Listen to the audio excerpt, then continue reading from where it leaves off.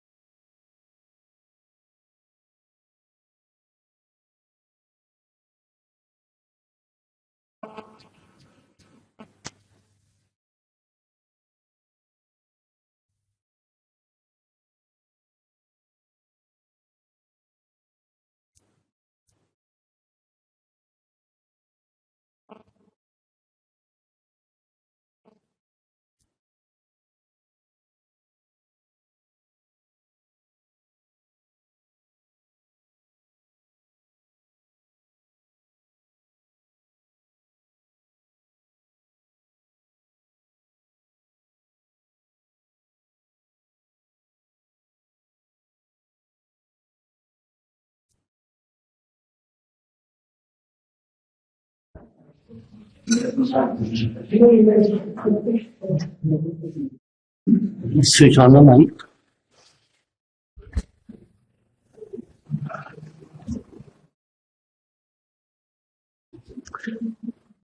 Okay, I would request everyone to have a seat, please.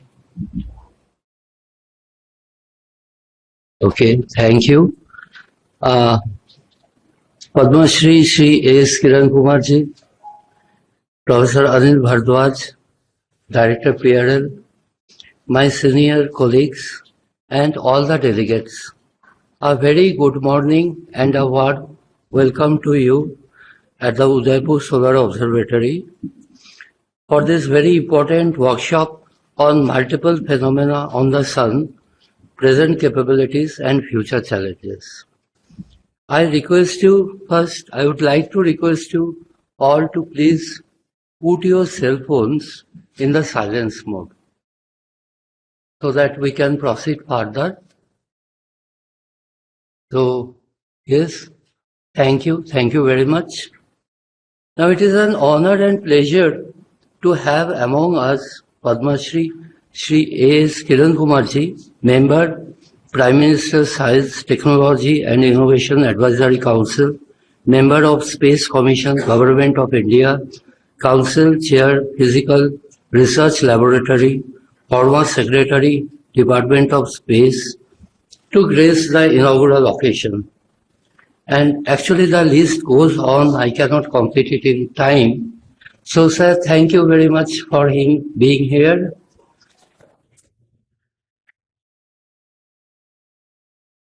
It is an honor also to have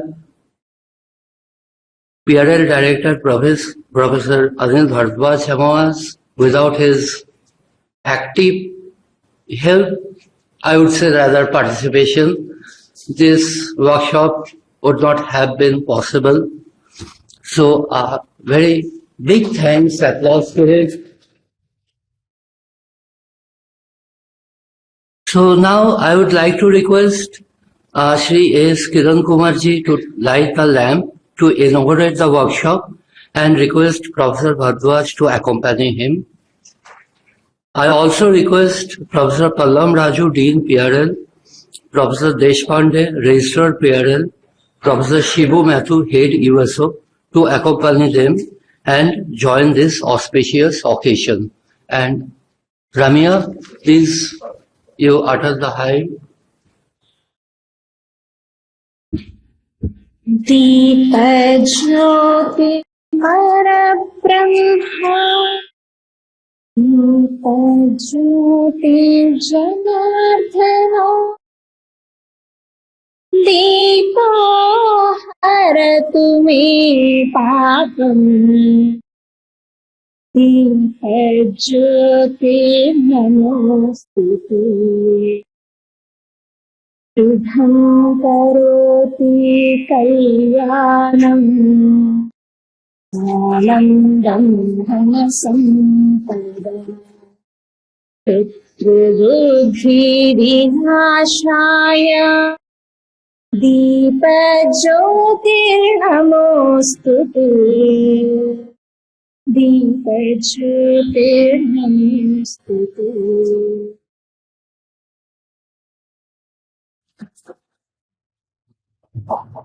Thank you, Ramya. Thank you very much.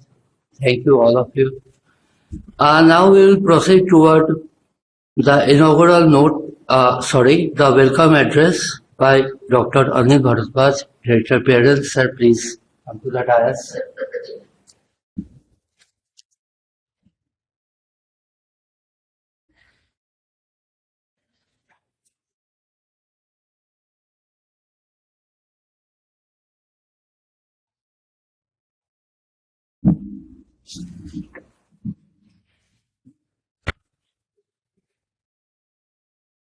नमस्कार, सुप्रभात,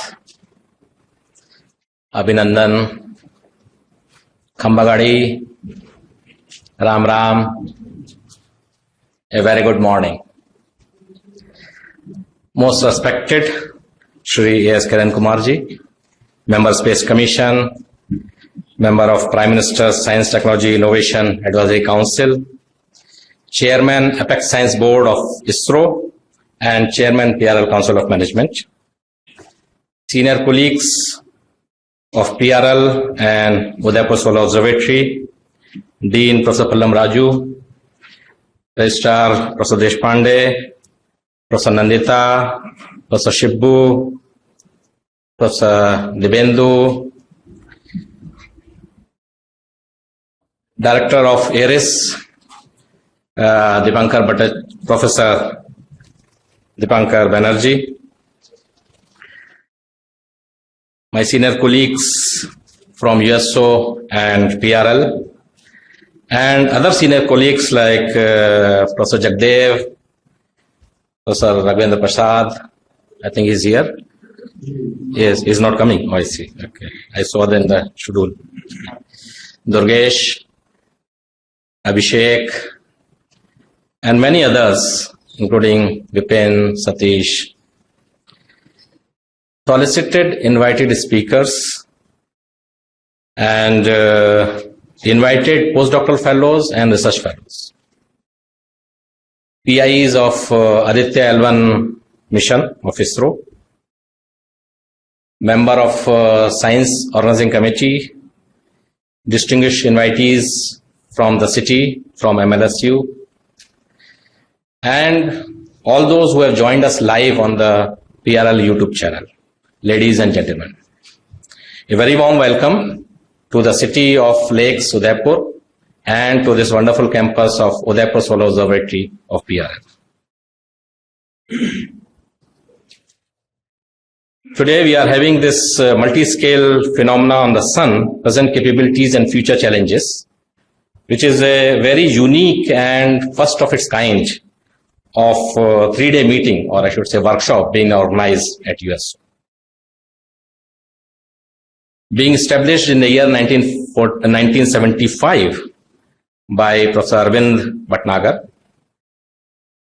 the Udaipur Solar Observatory is going to complete its Golden Jubilee next year. So this workshop is going to be the initiation of the celebration of the Golden Jubilee of Udaipur Solar Observatory.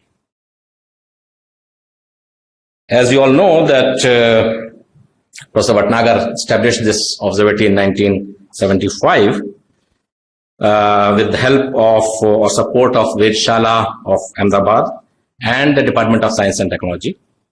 And in the year 1981, the Department of Space took over the reins of USO under the administrative capabilities of PRL.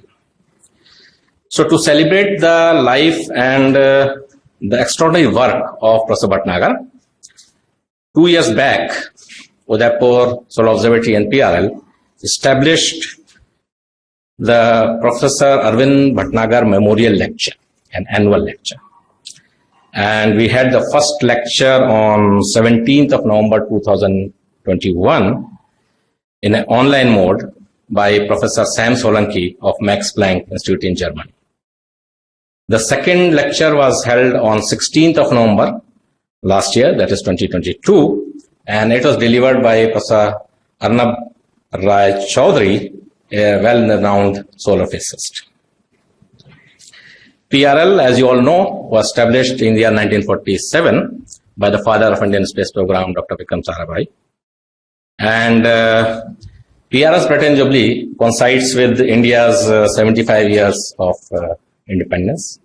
So as we celebrate Azadi Ka Amrit Mahotsav, PRL is organizing a series of vyakhyanas which started 2.5 years back on 4th of August 2021, and we call it as PRL Ka Amrit Vyakhyan, with the sankalp that we will organize 75 episodes consecutively every week, every Wednesday at 4 p.m. And that was supposed to be delivered by distinguished personalities in the field of science, technology, engineering, arts, literatures, commerce, business, law, management, sports, you name any field. And there was a committee for organizing that, and it was chaired by our senior colleague from USO, Dr. Nanjita Srivastava. And this 75 episodes of PRL Kamrit Vyakhyan got completed this year beginning on 5th of January 2023, and the 75th Vyakhyan was delivered by Shri Kiran Kumar ji. So PRL Kamrit Vyakhyan became a brand, and we thought we should continue this brand. So we decided that after the 75th Vyakhyan, we should have monthly Vyakhyans. And we want to continue this legacy till the centenary celebration of PRL. Now coming to Udaipur Solar Observatory, initially after the establishment of the USO, we had the SPAR telescope, and that was essentially used for observing the sun, making observations of solar flares, solar granulations, magnetic fields of the sun, sun-earth relationships, and things like that. And many new results were actually obtained. About 2 decades later, in 1995, this campus became the host for Udaipur Solar Observatory.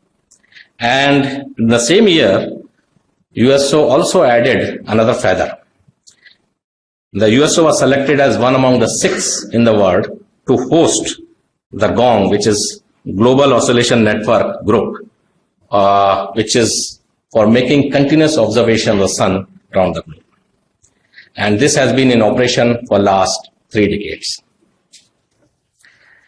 In 2003, USO activities went into space through SOPS on GSAT, which is of instrument operating from almost like 4 kV to 10 MeVs through 2 instruments,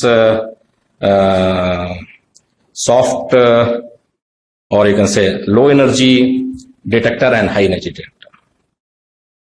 In 2006, solar vector magnetogram was established in PRL, in Udaipur Solar Observatory, and that was essentially providing us the capability to observe the 3 components of magnetic field in the sunspots.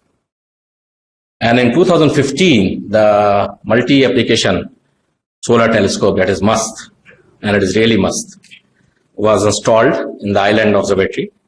And this is actually one of the most sophisticated observatory with its back-end instrument currently in operation. And it provides you information of the spectral observations in a very narrow, through a narrow band image spectrometer, as well as using a polarimeter for the magnetic field observations.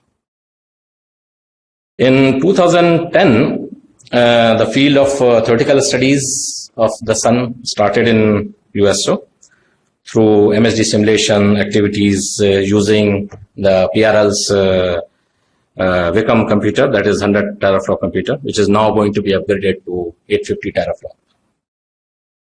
And in 2018, actually the radio observation of the sun started from this campus using the Callisto radio solar spectrometer.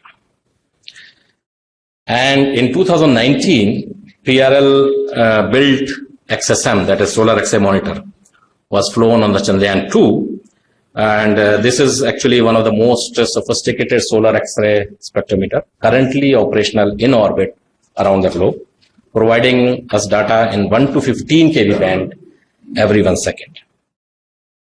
And it has actually seen microflares or sub-A class flares at the sun at the time of the deepest minima of the last century.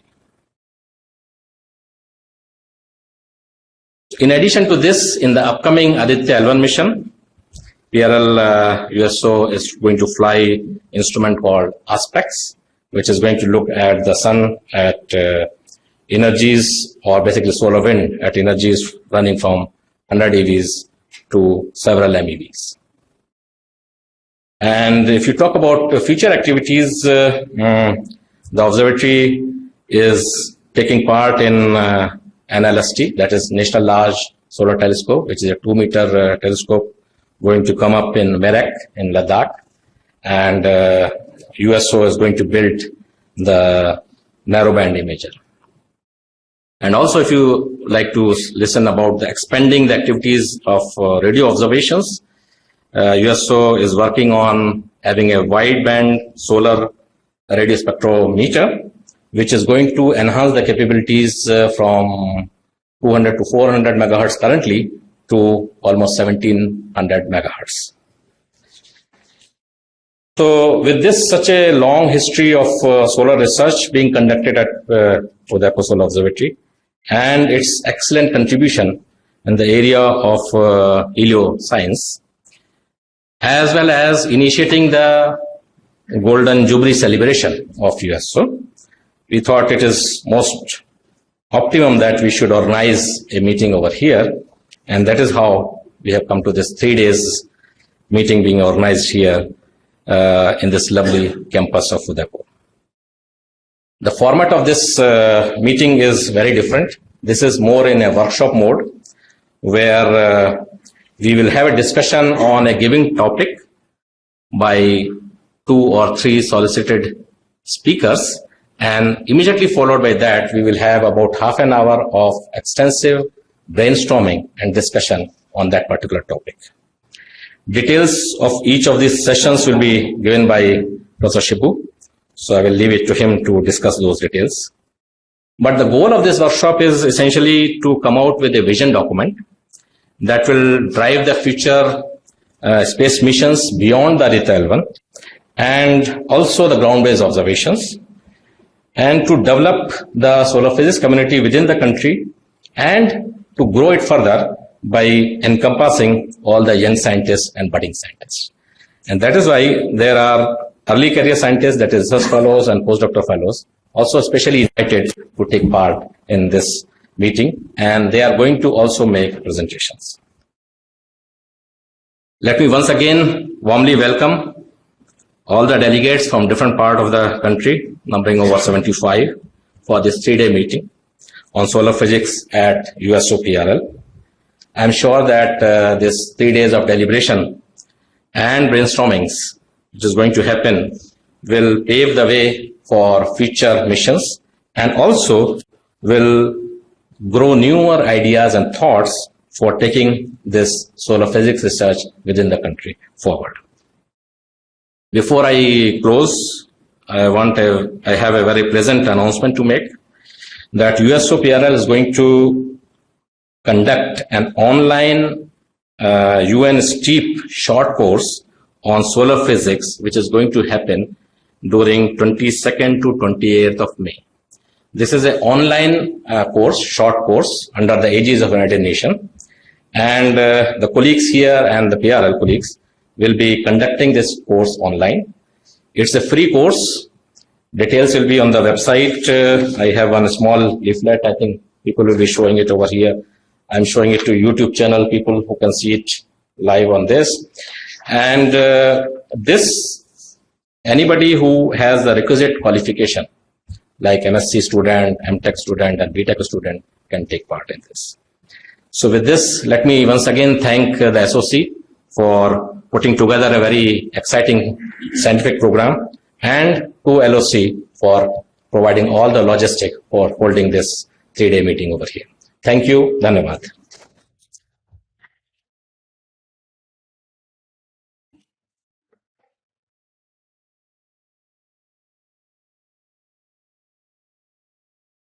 Thank you, sir. Thank you very much for almost summarizing about USO and PRL activities. Now I would like to request Sir Shibu Mathu to deliver the inaugural note. Professor Mathu, please. Yeah. First of all, once again, welcome you all to USO, and also to specifically to this solar physics workshop. So this meeting is organized by USO-PRL in association with Indian Planetary Science Association. So as The title of the meeting, as you notice, the multi-scale phenomena on the sun, present capabilities and the future challenges. This, the scale which we are going to cover is like starting from spicules to flares and to the coronal mass ejections. So the timing of this meeting is very significant, as we already have a few good ground-based solar observational facilities, and also such as MUST and also upcoming Aditya L1 space mission. So the data from which can be used to further improve our understanding on these multi-scale phenomena. So the main discussion topics of the meeting is going to be the first day. Soon after the inaugural section, soon after the inaugural section, we will have multi-scale process in coronal transients, in which we will have few talks on the energy transport and magnetic reconnection, etc. Then in the afternoon session, we will have a discussion on source region dynamics. That is basically the coronal mass ejection and other source region dynamics. And on the second day, we plan to have discussion on coupling and dynamics of the solar atmosphere. And the afternoon session is completely dedicated for discussion on space weather, and later on ground-based observational facilities, how we can kind of combine the ground-based and space-based observation when Aditya is there. So that is the focus point on the second day afternoon. The third day forenoon session will be fully dedicated for instruments on the Aditya L1 and the expected science from those instruments. Most of the Aditya L1 PI or copies are here, so they will be giving the kind of details about the instruments, and then we'll have that. So to make the participation more active, as the director already told, so we will have talks on this in each section, and then soon after the talk, actually we'll have a moderated discussion session, and this will be kind of, it's almost like equal time we are giving for both talks and discussion. So this will be kind of, we hope that we will have a fruitful meeting and kind of vibrant discussions. Before I stop, I once again welcome all the delegates, and thank you for sparing your time to attend this meeting. Thank you.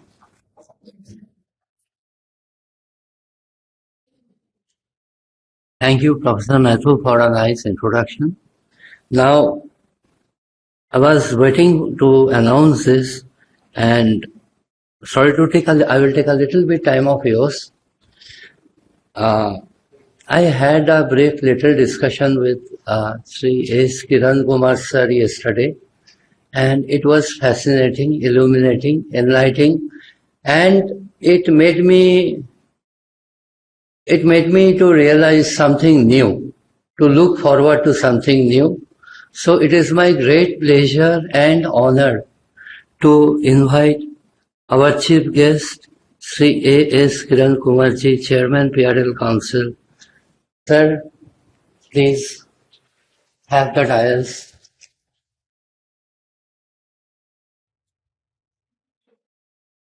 Good morning to all of you. It's indeed a privilege to be present here on part of this unique event which is being conducted by PRL. And as was just pointed out, probably the unit here started way back in 75, and 1975 also happens to be the year I joined ISRO. So, and I also remember Bhatnagar coming to our laboratories in Space Application Center for many of the activities, from some crystals, polishing and making measurements, etc. And I also recall a large number of visits to Udaipur Solar Observatory of myself. So it's always a very nice memory. But today, if you look at what we are looking at, and again, when I saw that this particular unit had a connection to Vedashala, so actually, if you look at life in general, life on this planet Earth, we are all very clear that the life is actually sustained by the energy from the sun. And obviously, man from times immemorial has been looking at sun and trying to make sense out of his own living on this planet in various ways. So in this context, it would also be, I was just mentioning that a lot of observations which could be available in whatever form it is, through Vedshala and other places, maybe we should also try and make an effort to what is the observation that is there and whether any sense we can make out of it with the current new tools and capabilities which human beings have developed over a period of thousands of years. So if you look at in any understanding of systems, first is the observation itself. So your ability to look at things, and then as you keep looking at things, recording them, and then trying to analyze them and make sense out of it is the basic capability human beings have been pursuing. And today, just as Bharadwaj was mentioning, PRL is also setting up a 800 laptop or a petaflop system, in fact. So the key thing that we need to appreciate is observations, then making sense out of observation by using computers. They are providing us phenomenal capability to bring in models and simulations. And it is this enhanced capability which makes a difference what we are doing today. Even the same set of observations which are present of the past, when it is subjected to newer analysis, things can be coming out in a very different manner.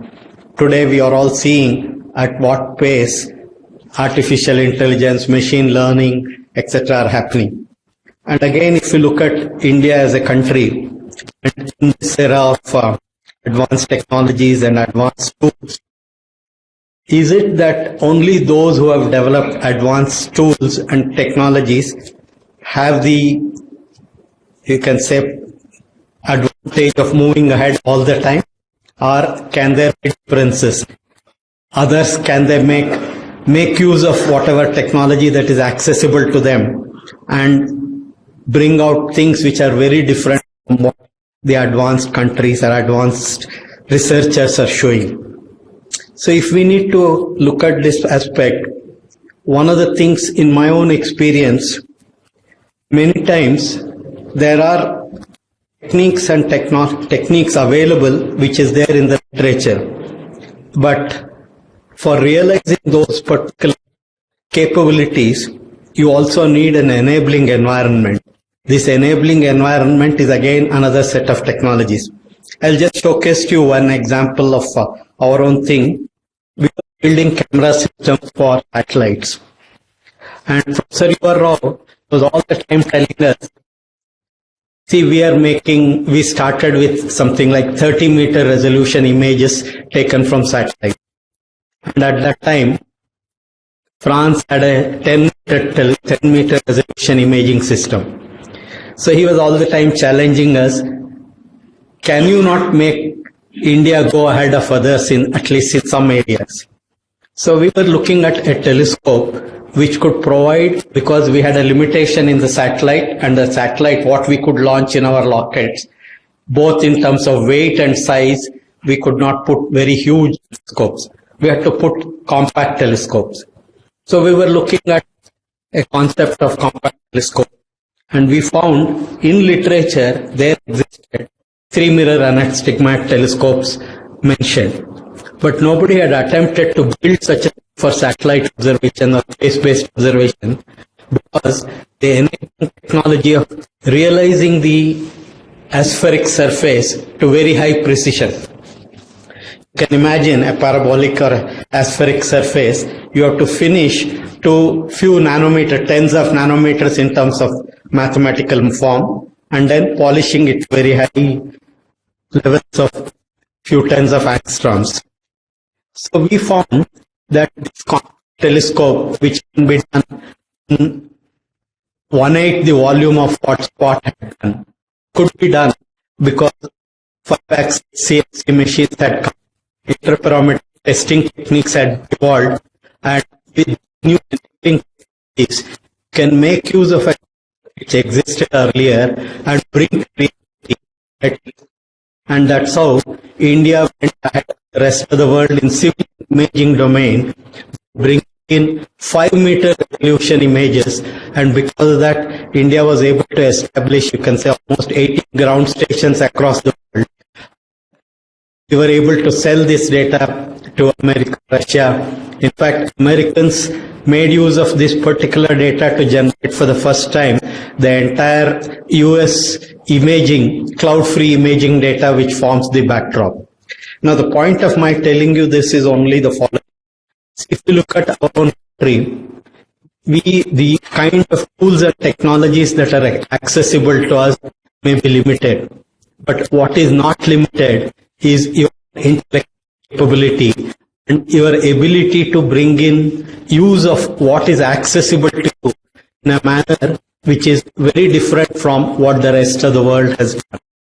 It's only when we make use of it can we look at going ahead of others in many areas. And again, coming back to this particular aspect of solar observations, if you look again, naturally, human beings started looking at sun by naked observations and then gradually started building capabilities. While our own eye has a restricted region of 400 700 nanometers, then you start looking at the entire spectrum of electromagnetic region and then build instruments and make observations in all these different areas. That's where, for example, what he was talking about, using radio frequencies and other frequencies, build instruments. What on the ground, again, if you look at the telescope that is there with Jaipur itself, it's in the middle of a lake, and reason for that, again, quite interesting. The turbulence from affecting your satellite observation. So then you're also looking at going to places which are going to give you good observation conditions. And as humans started going beyond the planet Earth, the 1957 when the Russians first put the object beyond into space, today you are looking at how can we take things from outside Earth, put them in various places in space and make observation. That's where when you look at, probably you will be hearing more about what Aditya can do.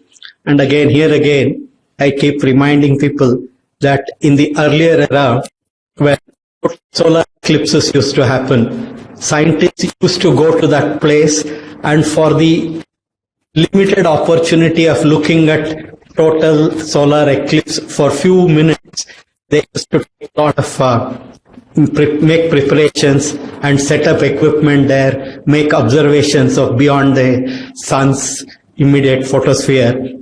And today, with the satellites, you are able to put satellite at a location where you can look at 24/7, and you can simulate the equivalent of total solar eclipse by blocking the central portion of the sun and study what happens beyond that.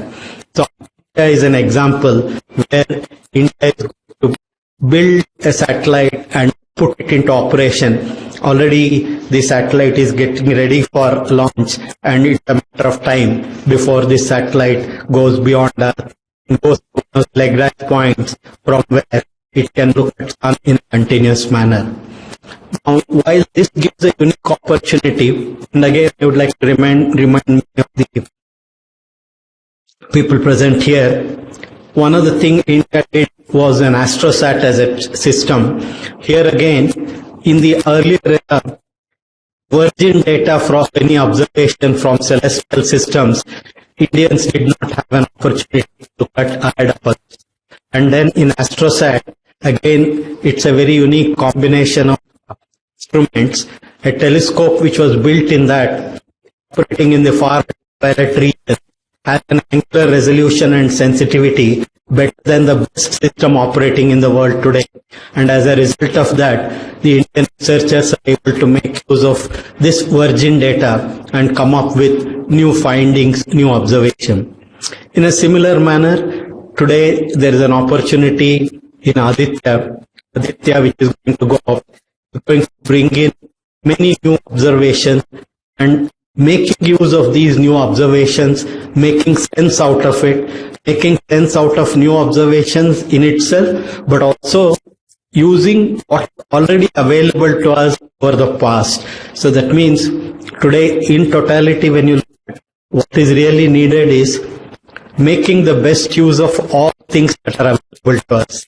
We need not dismiss what is available in the past as not useful or rubbish. There is always a tremendous amount of information hidden in any data. It's only those who take the trouble of identifying, determining them, they make the difference. So here again, new capabilities that PRL is bringing up, like I was telling you just a few weeks back when I was in Ahmedabad, I was seeing the new 800 teraflop system, which in principle can go to even petaflop being established. And the observations that are made, how can we make use of these observations and subject them to number crunching and various analysis techniques and use the new capabilities that is becoming available both in machine learning and artificial intelligence tools, and then make sense out. But for all this, doing all this is for what purpose?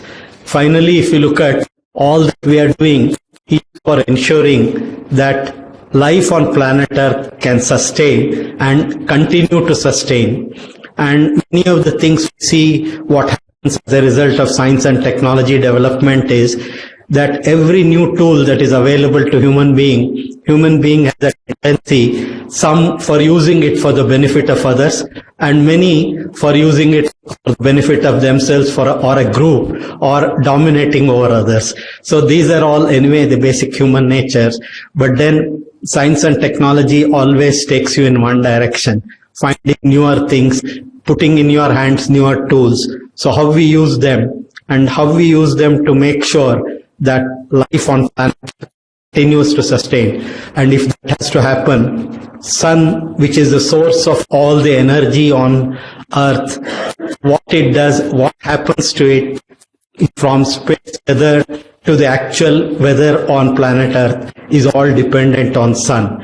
And it is the responsibility of all those who are doing these studies to make sense out of it and bring out from them few aspects which will help people survive in their immediate vicinity and also making things available to them for long-term future. So wishing the 3-day event here a great success, and the manner in which it is conceived is also quite different. And one of the key things we are looking for is Indian space program requires a plan for future, because what can be done in the future, space systems take long time for us building, and we should be able to come up with newer ways of looking at things, making observations which make a mark globally. So let me wish all of you a great 3 days event and wish you all the success in your efforts to make life on planet Earth better. Thank you.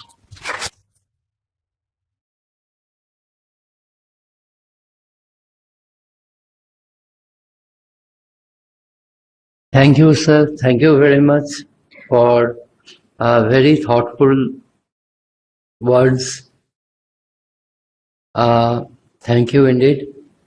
Now, I would request Professor Bhuvan Joshi for the vote of thanks, but please wait a second. I know he is very humble. He won't thank himself. So I think it is my duty to thank him for actively, proactively, and doing all the hard works which bring us to this point in organizing this workshop. So thank you, Bhuvan. Thank you very much. Now the dais is yours. Thank you, Ramit. A very good morning to all of you.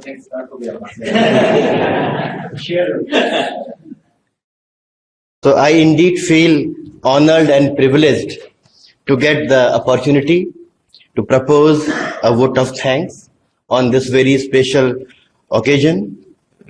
I convey deep regards and hearty thanks to Padma Shri A.S. Kiran Kumar ji, Vikram Sarabhai Professor of ISRO and Chairman of our PRL Council of Management for inaugurating the USO-PRL Solar Physics Workshop entitled Multi-Scale Phenomena on the Sun, Present Capabilities and Future Challenges. Thank you, sir, for sparing your precious time and gracing the inaugural function of our event. So before going further, I would like to request our director, Professor Anil Bharadwaj, to kindly felicitate Shri A.S. Kiran Kumar ji by giving a flower of bouquet. ये उठा के दीजिए.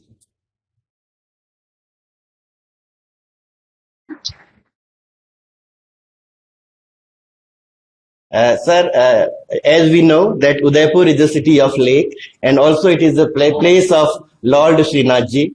Srinath temple is just 30 kilometers away from here. Sir, ये Facebook, YouTube और Facebook में live जा रहा है.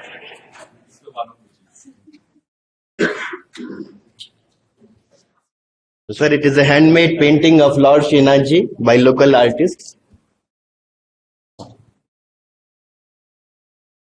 Thank you, sir. I express my gratitude to our director, Professor Anil Bharadwaj, for his encouragement and valuable support in the organization of USO-PRL Solar Physics Workshop. Thank you, sir, for your important suggestions on various scientific and administrative aspects right from the first stage of the preparations. I would like to thank all the honorable delegates who blessed us with their presence. From this august gathering present here, we recognize and appreciate the pan-India nature of our workshop. We have a total of 75 participants who have come from different parts of the country. So it really represents the pan-India nature of our event. I am also very much thankful to the Scientific Organizing Committee for their constant guidance and support to shape the workshop.